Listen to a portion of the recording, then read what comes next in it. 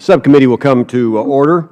Without objection, all members may have 5 days to submit statements, objections, questions, and extraneous materials for the record, subject to the length limitation in the rules. The Iranians are the largest state sponsor of terror in the whole world. Iranian proxy groups like Hezbollah resource and execute attacks around the world. Iranian IRGC and Quds Force troops personally support and engineer attacks on a global scale. These aren't rogue elements. These are attacks are directed by the Iranian regime. This is the very same regime we are in good faith negotiations with to curb their nuclear ambitions. In my opinion, it's dreaming to believe Iran would uphold any eventual agreement.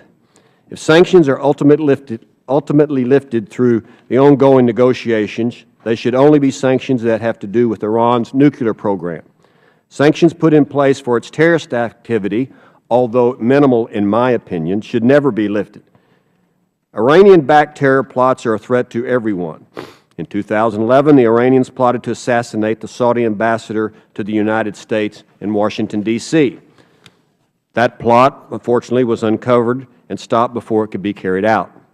Recently, the suspicious death of Argentinian prosecutor Alberto Nisman has raised eyebrows.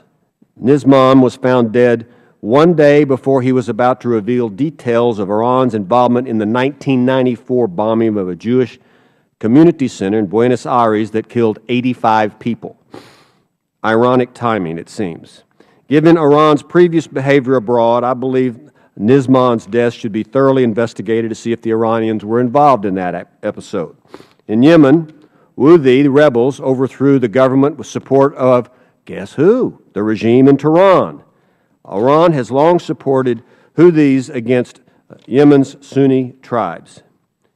This illegal act also contemplates U.S. counterterrorism efforts against AQAP. In Iraq, Iran is re-energizing Shia death squads to prop up the government in Baghdad. In fact, these Shia militias that Iran supports, trains, and resources are much more capable than Iraq's own army.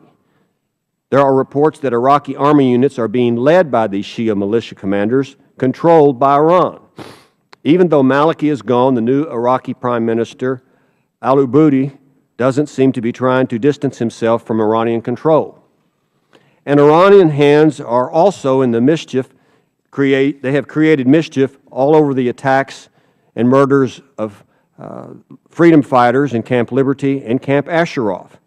And no one has ever been held accountable for these homicides that have taken place over the last several years against these Iranian dissidents in Iraq. The lack of inclusive government and Iran's control of the security apparatus does not bode well for the push to defeat ISIL or bring the moderate Sunni tribes into the fold. In neighboring Syria, Iran is even stronger. Iran virtually controls the Assad regime and helps the murderous dictator cling to power every day. Many believe that if it weren't for Iran, Assad would already have been overthrown. Iran's power play in the region is paying dividends at the expense of moderate Sunni countries in the region. But Iran's main target is still Israel and Israeli interests around the world. In the last 3 years alone, Iran has killed or tried to kill Israelis, not in Israel, but in Bulgaria, India, Thailand, and Georgia. And the list goes on and on.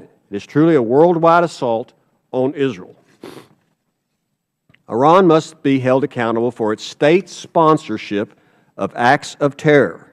It should not be given a pass just because it's talking to us about a different issue, its increased nuclear weapon program. All of these activities are part of Iran's plan to expand its influence and its stature and its terror around the globe. And now I will recognize the ranking member, Mr. Keating from Massachusetts, from his opening statement.